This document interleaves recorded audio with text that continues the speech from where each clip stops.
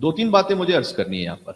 علی اکبر فقط خلق میں نہیں ہے پیغمبر کی طرح، خلق میں بھی ہے. تو خلق پر تو بات ہوتی ہے، خلق پر بات نہیں ہوتی. یقیناً ان کا چہرہ ہم شکل رسول ہے، لیکن وہ خلق یعنی اخلاق میں بھی بنص حدیث ہے امام حسین علیہ السلام ہم شبیہ پیغمبر ہیں. اللہم اشہد علی ہؤلاء القوم، پروردگار تو اس قوم کے ظلم و ستم پر گواہ رہنا کہ وہ جا رہا ہے کہ خلقن و خلقن و منطقن برسولک، جو خلق میں تیرے نبی کی طرح ہیں، خلق میں تیرے نبی کی طرح ہیں، منطق یعنی گفتار میں تیرے نبی کی طرح. یہ تین گواہیاں ہیں سرکار امام حسین علیہ السلام کی جانب سے اپنے فرزند کے لیے. مل کے صلوات بھیجیں نام شہزادہ علی اکبر علیہ السلام.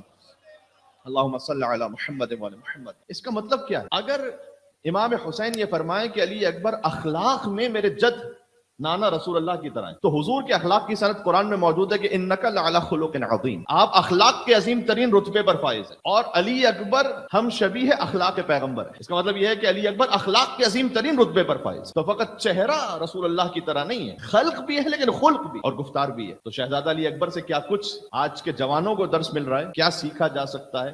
سب سے پہلے تو باپ کا ادب سیکھو علی اکبر سے. ابھی میں کچھ احادیث کو پیش کروں گا آپ کی خدمت میں کہ جو جوان سے متعلق ہے. اس میں باپ کا کیسے ادب سکھلایا گیا کہ ایک جوان کو باپ کا ادب کیسے کرنا چاہیے. کرم نوازی سیکھو شہزادہ علی اکبر سے. اچھا میں آپ کے سامنے ایک جملہ عرض کر دوں کہ ہم شکل پیغمبر تو ہیں ہی، وہ تو سارا زمانہ جانتا ہے، لیکن آج جس شہزادے کا جشن ہے وہ در حقیقت ہم شبیہ پنجتن ہے. شبیہ پنجتن کا جشن ہے آج، جس کا تعلق پنجتن کی ایک ایک فرد سے. سرکار ختمی مرتبت کا چہرہ بھی ہو بہو علی اکبر کا چہرہ ان کی طرح ہے، اخلاق بھی ان کی طرح ہے، گفتار اور رفتار بھی ان کی طرح. ہم نام علی جی ابن ابی طالب ہے یا نہیں؟ آپ میرے ساتھ ہیں. امام حسین علیہ السلام نے فرمایا تھا جب امام علی زین العابدین علیہ السلام دربار یزید میں کہا، یزید نے پوچھا کہ یہ کون مت بچا ہے؟ جواب دیا نا علی ابن حسین ابن علی ابن ابی طالب، میں حسین کا بیٹا علی، وہ حسین کے جو علی کے بیٹے تھے وہ علی جو ابو طالب کا بیٹا. سبحان اللہ. اس پورے شجرے کو جب بیان کیا تو یزید ملعون تک خبر تو پہنچی بھی تھی کہ حسین کا ایک بیٹا کربلا میں مارا گیا جس کا نام علی تھا. آج ہم پہچان میں علی اکبر بار بار کہتے ہیں علی اکبر، ورنہ اس وقت تو فقط علی مخاطب کیا جاتا تھا، اور اگر کہیں پہچان کروانی ہو تو علی اکبر کہتے. تو کہ وہ علی تو کربلا میں حسین کا بیٹا تو مار دیا گیا، علی کہ میں بھی علی ہوں، امام زین العابدین علیہ السلام نے فرمایا. اچھا بڑی تعجب کی بات ہے نا، آپ کو اللہ تعالیٰ نے جنہیں ایک سے زیادہ اولادیں عطا کی ہیں، دو بیٹے ہیں یا دو بیٹی ہیں، آپ دونوں کا بالکل سیم نام تو نہیں رکھیں گے. تو حیرت سے سوال کیا کہ حسین کے دو بیٹے اور وہ جو شہید ہو گیا اس کا نام بھی علی، یعنی وہ جو مار دیا اس کا نام بھی علی اور تم بھی علی، یہ بالکل ایک ہی جیسا نام. تو امام زین العابدین السلام نے کہا کہ میرے بابا کہا کرتے تھے کہ اگر اللہ مجھے 100 بیٹے عطا کرے گا سب کا نام علی رکھوں گا، 100 بیٹیاں عطا کرے گا سب کا نام فاطمہ رکھوں گا. یہ امام حسین علیہ السلام نے ہمیں سمجھایا ہے کہ تم کسی یونیک نئے نئے ناموں کی طرف نہ جاؤ، بلکہ اگر اللہ تمہیں بیٹا عطا کرتا ہے تو مولا کے نام پہ نام رکھو، اہل بیت کے نام پہ نام رکھو، بیٹی عطا کرتا ہے شہزادی کے نام پہ نام رکھو. اور اگر ہم نے اس حدیث پر، اس فرمان پر عمل کر لیا ہوتا تو جہاں کہیں آج شیعہ ہوتا تو وہاں ہر جگہ علی علی علی علی علی ہی پکارا جا رہا ہوتا. خود بخود نام علی کو اس انداز سے زندہ رکھا امام حسین علیہ السلام نے اور اہل بیت. تو علی اکبر ہم شکل پیغمبر ہیں، ہم نام علی ابن ابی طالب ہیں. امام حسن علیہ السلام کا کرم پہنچائے علی اکبر تک. کیوں؟ دسترخوان امام حسن علیہ السلام معروف ہے، علی اکبر علیہ السلام کا دسترخوان تاریخ میں جا کے دیکھیے. عربوں میں سنت تھی کہ وہ اپنے گھر پہ چراغ روشن کرتے تھے. اس بات کی علامت ہوتی تھی کہ جو دور سے چراغ کو دیکھے تو یعنی میرے یہاں دسترخوان آمادہ ہے، جو آنا چاہتا ہے وہ آئے. تو علماء نے تاریخ میں لکھا ہوا ہے کہ کوئی شب ایسی نہیں گزرتی تھی کہ جہاں شہزادہ علی اکبر علیہ السلام اپنے گھر پر اس انداز سے سب سے بڑا چراغ نہ روشن کریں کہ جو دور سے گزرنے والا مسافر ہوتا تھا اسے بھی نظر آ جاتا تھا کہ یہاں علی اکبر کا دسترخوان بچھا ہوا ہے. اتنے مہمان نواز تھے علی اکبر. اس لیے میں نے عرض کیا کہ کرم نوازی سیکھو حسین کے فرزند علی اکبر سے، مہمان نوازی سیکھو شہزادہ علی اکبر سے. تو دسترخوان امام حسن علیہ السلام کی سنت پہنچی ہے. میں عرض یہ کرنا چاہ رہا ہوں کہ تمام پنجتن سے تعلق ہے شہزادہ علی اکبر کا، اور دل بند حسین ابن علی تو ہیں ہی علی اکبر. جناب سیدہ سے تعلق اگر آپ قبول فرما سکیں، 18 سال سن ہے بی بی دو عالم کا، 18 برس سن ہے حسین کے علی اکبر کا. میں آج آپ کی خدمت میں جو سرکار ختمی مرتبت نے اور مولا علی نے فرمایا کچھ احادیث پیش کرنا چاہتا ہوں جوانوں سے متعلق شہزادہ علی اکبر کا صدقہ. اچھا میں احادیث کو جب یقین فرمائیے گا، میں نوٹ کر رہا تھا اپنے پاس کیونکہ بے شمار احادیث کا ذخیرہ ہے جو کچھ جوانوں کے لیے ارشاد فرمایا، تو وہ کہ جو آج آپ اچھی طرح سے ریلیٹ کر سکیں، وقت بھی محدود ہوتا ہے تو لہٰذا میں لکھتا چلا گیا کہ میں کون سی احادیث کو پیش کروں. اور یہ شہزادہ علی اکبر ہی کا صدقہ ہے. جب ساری احادیث میں نے لکھ دی تو اس کے بعد میں نے کاؤنٹ کرنا شروع کیا کہ کتنی احادیثیں بنی. یقین جانے وہ 18 بنی تھے، خود بخود 18 بنی تھی. یعنی ہمارے ذہن میں بھی نہیں تھا کہ مجھے 18 پیش کرنی ہے، یہ انہوں نے یہ صدقہ عطا فرمایا کہ 18 ہی بنی. وہ تو بڑا ایک اچھا عدد سامنے آیا. میرے دل میں یہ حسرت تھی شروع میں جب میں گننے لگا تو میں نے کہا شاید یہ 12 ہوں یا 14 ہوں، لیکن انہوں نے آج کے جشن کے متعلق 18 حدیثوں کو عطا فرمایا۔ تو عرض یہ کرنے لگا ہوں، نبی مکرم نے فرمایا کہ پہلے تو جوان کی جو اہمیت کو سمجھے آپ، فرمایا کہ میں تمہیں وصیت کرتا ہوں خاص جوانوں کے بارے میں۔ کیوں؟ وجہ ہے اس کی، فَإِنَّهُمْ أَرَقُّ أَفْئِدَةٍ، جوان کا دل زیادہ رقت والا ہوتا ہے، نرم ہوتا ہے۔ اگر آپ اسے کوئی بات کیجئے وہ جلدی اس نرم دل ہونے کی وجہ سے نصیحت کو قبول کرتا ہے۔ تو حضور نے فرمایا کہ میں خاص تمہیں جوانوں کے بارے میں نصیحت کرتا ہوں کہ ان کی ابتدا میں ایسی تربیت کرو کہ وہ جو اس کا دل جب تک رقیق ہے، نرم ہے، اس تک اپنی بات پہنچا دو۔ مولا کائنات نے کہا ہے کہ اس سے پہلے کہ تمہارے بچوں کے دل کے صفحے پر غیر کچھ تحریر کریں، تم تحریر کر دو۔ یہ امیر المومنین نے نام امیر المومنین، ایک مل کے صلوات بیتے ہیں حیدر کرار علی ابن ابی طالب علیہ السلام۔ بالخصوص جوان کا دل رقیق ہوتا ہے کسی کی مدد کرنے کے بارے میں۔ جب کوئی ایسا سینیریو سامنے آ جائے کہ آپ نے کہیں مدد کرنی، تو ہو سکتا ہے کہ جو کچھ مسن ہو، بہرحال میں ان کے اپنے ایسے فضائل ہیں اور ان کے لیے اپنی زندگی کا تجربہ ہے، لیکن ہو سکتا ہے ماں باپ کا دل اتنا زیادہ نرم نہ ہو کہ فوراً اس مستحق کی مدد کی جائے۔ آپ معمولاً دیکھیں گے کہ جو آپ کے فرزند ہیں اس کا دل یہ چاہ رہا ہوگا کہ اس مستحق تک مدد پہنچے۔ یہ ہم نے اپنی ذاتی زندگی کے تجربے میں دیکھا ہے۔ اس کی وجہ ایک شاید یہ بھی ہوتی ہے کہ ماں باپ بہت سے ایسے کیسز کو دیکھ چکے ہوتے ہیں کہ جو بعد میں انہیں لگتا ہے کہ مستحق نہیں تھا، لیکن اس کا دل جو جوان ہوتا ہے نا، بڑا سادہ ہوتا ہے۔ وہ جیسے سامنے کسی دیکھتا ہے کسی کی مدد کے لیے، اس کا دل زیادہ آمادہ ہوتا ہے۔ تو حضور نے کہا کہ جوانوں کے معاملے میں خاص توجہ دو، اس کا دل زیادہ رقیق۔ اب یہ دل سخت جو ہے نا ہم خود بناتے ہیں، اب اپنی حرکتوں سے معاشرہ بناتا ہے۔ اللہ تعالیٰ نے ہر ایک کو صحیح اور سالم بھیجا ہے، صحیح فطرت پہ بھیجا۔ اور جوانوں سے بھی عرض کرنا چاہوں گا، اچھا حدیث بھی جب لکھتا گیا تو عجب ترتیب آئی کہ ایک حدیث آ رہی تھی سرکار ختم مرتبت کی، پھر ایک حدیث مولا علی کی، پھر سرکار ختم مرتبت کی، پھر مولا علی کی، پھر سرکار پھر مولا علی کی۔ تو یہ آپ خود بخود سمجھتے جائیے گا۔ مولا علی علیہ السلام نے فرمایا، دوسری حدیث پڑھتا ہوں، کہ اپنی جوانی کو بڑھاپے سے پہلے غنیمت جان۔ بہت اہم زمانہ ہوتا ہے اور بہت جلدی گزر بھی جاتا ہے، انسان کو احساس نہیں ہو پاتا۔ اور چونکہ تقریباً یہ جو 10 سے 12 سال کا وہ عرصہ ہے کہ جو آپ کی پوری زندگی پر محیط ہے، ہیلتھ وائز بھی، انٹلیکچولی بھی، عبادت کے اعتبار سے۔ وہ جو اس وقت آپ کی عادت ہے، اچھی عادت، شب 15 شعبان کی آپ کی عادت جوانی میں ہے، وہ انشاءاللہ فار ایور رہے گی۔ اگر اس وقت اس روٹین میں آپ نہ آ پائے تو نہیں آ پائیں، پھر اس کے بعد میں بڑا مشکل ہوتا ہے۔ اور ہیلتھ وائز بھی ایک جگہ میں نے پڑھا تھا، بالکل صحیح ہے یہ، کہ جو کچھ آپ کی زندگی میں مثال کے طور پر 50s and 60s and 70s میں ہوگا، جو آپ کی باڈی پر جو اثرات ہوتے ہیں انسان کی زندگی میں 50s and 60s and 70s میں جو کچھ ہم گزرتے ہیں، وہ در حقیقت وہ عادتیں ہوتی ہیں جو ہم نے 20s and 30s and 40s میں اپنائی بھی ہوتی ہیں۔ تو اگر ہیلتھ وائز اس وقت آپ اپنے آپ کو مینٹین رکھ لیں، جو کہ اسلام نے بھی حکم دیا ہے، وہاں پر ایکسرسائز بھی ہے، تیر اندازی کا بھی خاص حوالے سے حکم دیا گیا، خاص طور پر سوئمنگ کا تو ذکر موجود ہے جوانوں کے لیے حدیث میں۔ تو اگر آپ نے اس کو مینٹین کر لیا، تو اگر آپ 20s and 30s and 40s میں اپنے آپ کو مینٹین کر پائیں، بالخصوص فاسٹ فوڈ سے اپنے آپ کو دور، جتنا دور، شاید اس وقت پورا دور رکھنا تو ممکن نہیں، اور جتنا آپ سافٹ ڈرنک سے اپنے آپ کو جتنا بچا سکیں وہ بچا سکیں، ان چیزوں سے جتنا آپ اپنے آپ کو بچا لیں گے تو 20s and 30s and 40s کی اچھی عادتیں آپ کو 50s and 60s and 70s میں کام آئیں۔ ایک تیسری حدیث جو اس کے بعد ایک موضوع چلے گا اس پر، سرکار ختم مرتبت نے فرمایا کہ وہ جوان کے جسم میں غرور نہ ہو اور ہوس حرام کی طرف نہ ہو، خدا اس جوان کی طرف تعجب سے نگاہ کرتا ہے۔ اب یہ خدا کے لیے یہ لفظ اس کی صفت سے متعلق ہے، نہ کہ اس کی ذات سے، یہ بات واضح ہے، لیکن یہ واقعاً اتنی بڑی ایک سعادت ہے ایک جوان کے لیے کہ اگر وہ غرور سے دور ہے اور حرام کی حوث سے دور ہے، فرمایا اللہ سبحانہ و تعالیٰ اس پر تحسین کرتے ہوئے نگاہ تعجب کرتا ہے۔ اسی سے متصل ایک اور حدیث سناتا ہوں، سرکار ختم مرتبت ہی نے فرمایا کہ وہ جوان جو خدا کے سامنے ذلت و انکساری کے ساتھ اپنی پیشانی جھکا دے، وہی جوانی میں ایک غرور ہوتا ہے، لیکن اگر وہ خدا کے سامنے احساس کرتے ہوئے ذلت و انکساری سے اپنی پیشانی جھکا دے، تو خدا ملائکہ کی محفل میں اس جوان پر فخر و مباحات کر رہا ہوتا ہے کہ یہ دیکھو میرا بندہ کیا ہے، کہ جس نے جوانی میں میرے سامنے سر کو جھکایا ہوا ہے۔ آپ غور فرما رہے ہیں؟ سبحان اللہ۔ شہزادہ علی اکبر علیہ السلام کی جوانی کا صدقہ ایک اور مل کے صلوات بھیج دیں محمد و آل محمد پر۔ حدیث سن لیجئے گا، میں اور ترتیب بار پڑھتا جاتا ہوں، اسی موضوعی کی حدیث ہے۔ اب سرکار ختم مرتبت نے فرمایا خدا اس جوان کو پسند کرتا ہے کہ جو اپنی جوانی اطاعت خداوندی میں گزار دے۔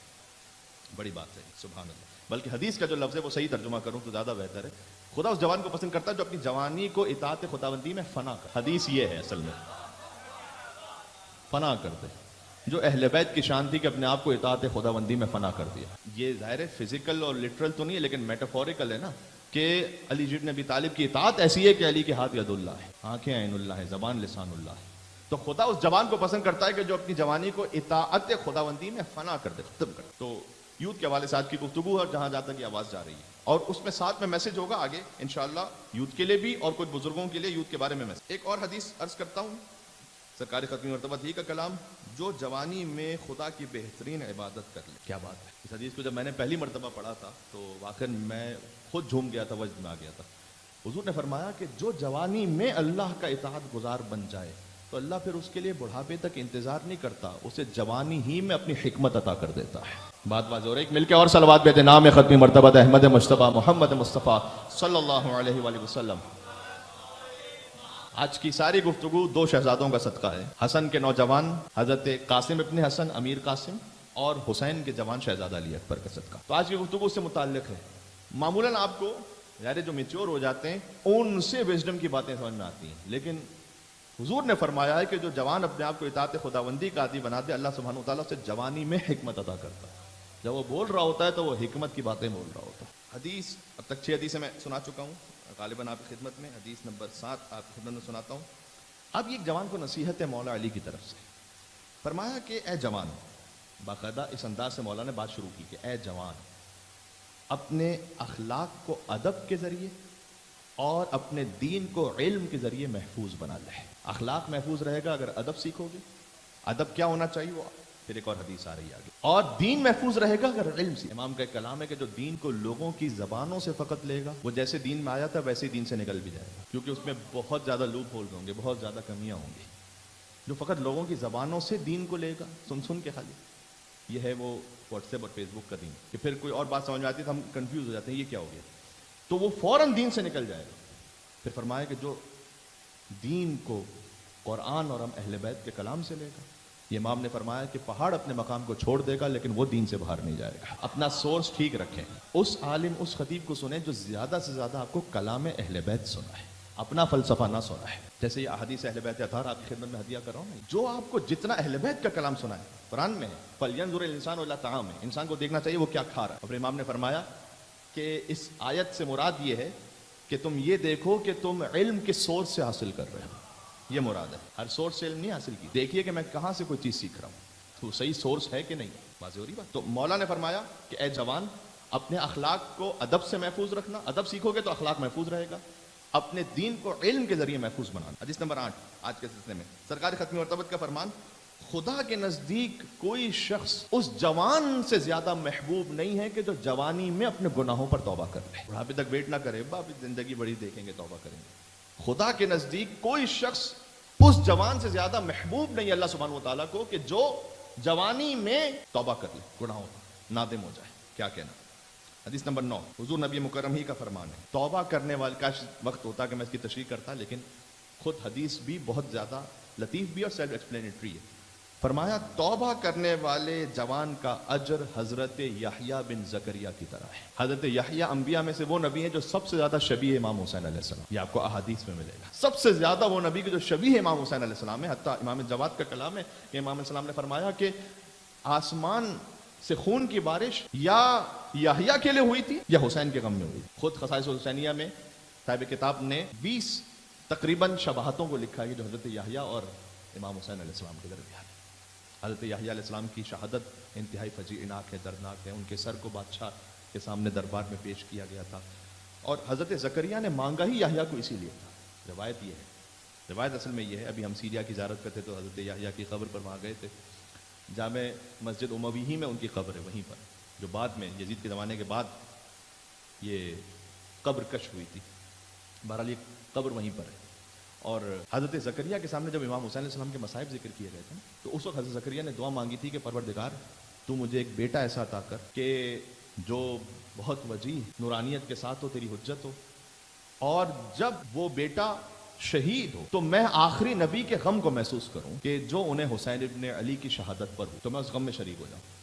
تو اللہ تعالیٰ سے حضرت زکریا نے یحییٰ کو مانگا ہی اس دعا کے ساتھ. سرکار ختم مرتبہ نے فرمایا کہ وہ جوان کو جوانی میں توبہ کرتے اس کا اجر حضرت یحییٰ ابن زکریا کے اجر کی طرح. کیا مقام، یعنی واقعاً کیا اپرچونٹی ہے جوان کے لیے، یوتھ کے لیے. جوان سے میری مراد یوتھ ہیں یہاں پر جتنے بھی گفتگو جہاں تک سن رہے ہیں اور آواز جا رہی ہے. حدیث نمبر 10 آج کی حد تک سرکار ختمی مرتبہ صلی اللہ علیہ وآلہ وسلم کا فرمان ہے ذیشان، اللہم صلی علی محمد وعلی محمد. اب دوسری طرف سے حضور نے فرمایا کہ جو جوان توبہ نہ کرے وہ اس نہر کی مانند ہے کہ جس میں پانی ہی نہ. کیسی کیسی لطیف احادیث ہمارے ائمہ حجتیں سنا کر گئی ہیں، ہم توجہ نہیں دیتے. وہ جوان کے جو توبہ کی طرف راغب ہی نہ ہو وہ اس نہر کی طرح ہے جس میں پانی ہی نہیں، یعنی اس کا اثر ہی نہیں ہے، بے اثر ہے وہ. اور یہ ساری گفتگو مربوط ہو رہی ہے کل کی شب سے، لیکن شب برات کا مطلب، شب برات کا مطلب برات والی رات نہیں کہ جہاں کوئی برات نکل دی تھی دولہا کی. شب برات کا مطلب ہے توبہ کی رات، براءت یعنی اپنے گناہوں سے برات کی رات. تو کل کی رات کے لیے انشاءاللہ کل بھی سناؤں گا اسے، لیکن امام نے فرمایا ہے، چوتھے امام کا فرمان ذیشان ہے کہ امام نے فرمایا کہ کل اگر کوئی جاگ کر فقط گزارے، لازمی سی بات اس میں خود شامل ہے کہ جاگ کر پہلے حرام کرتے ہوئے نہیں، جاگ کر عبادت کرتے ہوئے، اور اگر عبادت میں آپ خستگی محسوس کریں تو کچھ دیر آرام بھی کر لیجیے تو کریں، لیکن سوئیں نہ، جاگ کے گزارے. امام نے فرمایا کہ اللہ سبحانہ و تعالیٰ اس دن اس کے دل کو زندہ رکھے گا جس دن بہت سے دل مردہ ہو چکے ہوں. کل کی رات کا احیاء آپ کے دل کو زندہ کرے گا قیامت کے دن. بات پہنچ رہی ہے، اس لیے بہت اہم ہے. وہ کل انشاءاللہ پھر اور کچھ باتیں عرض کروں گا. نبی مکرم ہی کا فرمان ذیشان فرمایا کہ ایک تو یہ کہ جو توبہ نہ کرے جوان، اس نہر کی ماننے جس میں پانی نہ ہو. پھر فرمایا خدا غضبناک ہوتا ہے اس جوان سے کہ جو فارغ رہے اپنی زندگی، کاہل و کام نہ کرے، خدا غضبناک ہوتا ہے. تو یہ نصیحت ہے ان یوتھ کے لیے کہ جو اس وقت آہستہ آہستہ اپنی زندگی میں پروفیشنل لائف میں آئیں گے، نہیں محنت کریں، آگے بڑھیں، حلال سے کمانے کے لیے کوشش کیجیے. مولا علی مرتضیٰ کا فرمان ہے، فرمایا کہ حدیث نمبر 12، جب کسی، اب یہ بزرگوں کے لیے جوانوں سے متعلق، ہو سکتا ہے بہت سارے بزرگ یہاں تشریف فرماؤ، خیر وہ بھی اپنے آپ کو جوان ہی سمجھ رہے ہوں گے تو گفتگو ان کے لیے بھی ہے، لیکن جو حقیقت احوال سے واقف ہیں تو وہ جانتے ہیں کہ اچھا ہم تو بزرگ ہو چکے ہیں تو اب کیا کیا جائے. مولانا صاحب ہمارے آج کی گفتگو ہم سے کیا تعلق رکھتی ہے؟ تعلق یہ رکھتی ہے، آپ ماشاءاللہ بزرگ ہیں اور آپ کو اللہ تعالیٰ نے جوان بچے عطا کی، تو کچھ نصیحتیں ہیں جو حضور نے فرمائی ہیں والدین کے لیے کہ انہیں جوانوں کو کیسے اپنی زندگی میں ٹریٹ کریں، اسپیشلی تربیت کے حوالے سے نہیں، فقط ان سے تعلق بھی کیسا ہونا چاہیے. ذرا سنیے گا. مولا علی نے فرمایا کہ جب کسی جوان کی سرزنش بھی کرو، یعنی تنبیہ کرو کسی چیز کو، اسے کوئی ایسا کام ہوا کہ آپ تنبیہ کرنا چاہ رہے ہیں، فرمایا اس سرزنش کرنے میں احتیاط کرو اور بعض لغزشوں پر ایسے اظہار کرو جیسے اسے تم نے نہیں دیکھا. ٹرنڈ بلائنڈ آئی، کچھ لغزشوں میں ایسے اظہار کرو کہ جیسے ابھی نہیں دیکھا، تاکہ وہ لجاجت کی طرف نہ چلا. آئی تھنک آبسٹینری کہتے ہیں اسے انگلش میں، یعنی ریجکٹنس کی طرف نہ چلا. تو جوان کو تنبیہ کرتے ہوئے فرمایا کہ اتنی زیادہ تنبیہ نہ کر دو اس انداز سے کہ اس کے بعد وہ کہے کہ آئی ڈیم کیا، ٹھیک ہے مجھے سننی نہیں بات. فرمایا کچھ باتوں میں تنبیہ کرو جس میں آپ زیادہ اہم سمجھ رہے ہیں، کبھی کبھی کچھ لغزشوں کو نظر انداز کر کے ایسے ریئیکٹ کرو جیسے بھی دیکھا نہیں. بہت پریکٹیکل ہے، یعنی طریقے سے سمجھا. یہ اب خود والدین کو اپنے طور پر انہیں جج کرنا ہے کہ کہاں انہیں کس طریقے سے بات کو پہنچا، یعنی اس کی فیلنگز کو ہرٹ نہ کرو، اس کی عزت نفس کی رسپیکٹ باقی رکھو. ساری بات کا خلاصہ یہ ہے. اب گھر میں ہے، فرض کیجئے کہ اگر آپ نے کسی اور کے سامنے نہیں، ایک بھائی کے سامنے دوسرے بھائی کو، ایک بہن کے سامنے دوسرے بہن کو اس طریقے سے ڈانٹ دیا کہ اس کی سیلف رسپیکٹ اس کے سامنے ختم ہو گئی، تو they will not listen to you any more, because وہ کہیں گے کہ ہمارا باپ یا ہماری ماں جو ہے وہ ہماری عزت نہیں رکھتی، ان کی عزت کو باقی رکھ. اور اس سے خود بخود بات سمجھ میں آتی ہے کہ کسی اور غیر کے سامنے تو اس انداز سے تنبیہ بالکل نہ کریں کہ وہ دل میں اس انداز سے خفا ہو جائے کہ اس کے بعد آپ کی بات کو بعد میں سننے کو تیار نہیں. یہ بات خیال کیجیے.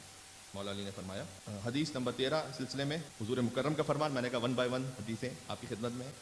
فرمایا وہ جوان جو پھر بزرگ کی عزت کرے. اب یہ جوان سے متعلق کہ وہ بزرگ کی کیسے عزت کرے، تو اللہ اس کی بزرگی میں اسے بھی کوئی ایسا جوان عطا کر دے گا جو اس کی عزت کرے گا. سبحان اللہ. اللہ سبحانہ و تعالیٰ ول ریوارڈ. مل کر اور صلوات بیت نام اہل بیت اطہار علیہ السلام پر. اللہم صلی علی محمد و علی محمد. اسی ترتیب ہی کی حدیث کہ جو اب صادق آل محمد کا فرمان ہے، فرمایا کہ اپنے ماں باپ کے ساتھ نیکی کرو تاکہ تمہارے بچے تمہارے ساتھ نیکی کریں. یہ اسی ترتیب کی حدیث. سبحان اللہ.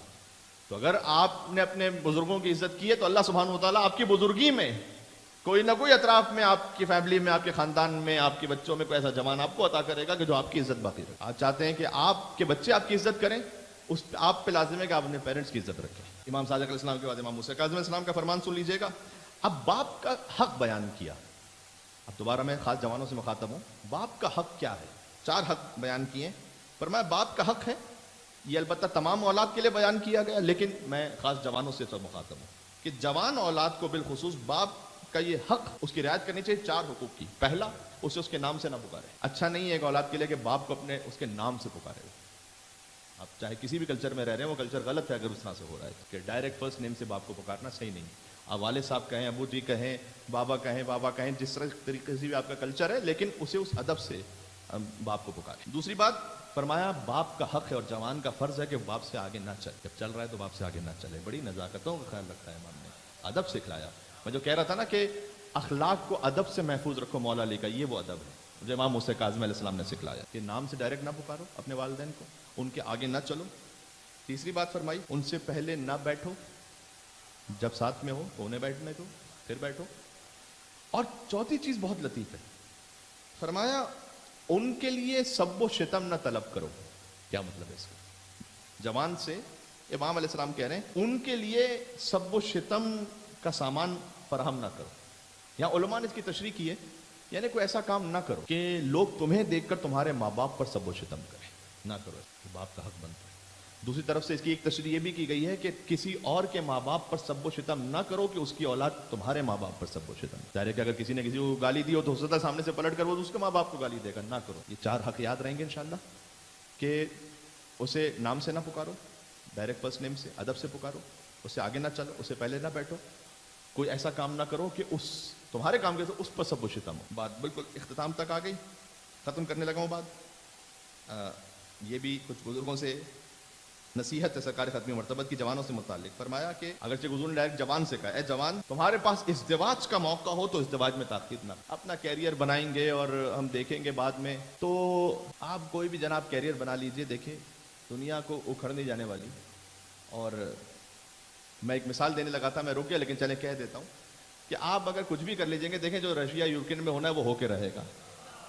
آپ اپنے طور پر آگے بڑھیں. ہاں میں اسے نہیں کہہ رہا کہ آپ بے طرف ہو جائیں گے اور آپ کو آگاہی نہیں ہوگی, وہ سب ہے. لیکن میں کہہ رہا ہوں کچھ لوگ اتنا زیادہ ازدواج کے معاملے کو کمپلیکیٹڈ بنا دیتے, اتنا زیادہ اس میں خود اپنے آپ کے لیے کنڈیشن انوالو کر دیتے ہیں کہ میں فلاں جگہ سے پی ایچ ڈی کر لوں گا, پھر میری ایسی نوکری ہوگی, پھر میں ملٹی ملین ڈالر کمپنی میں کام کروں گا, تب جا کر میں کچھ سوچوں گا.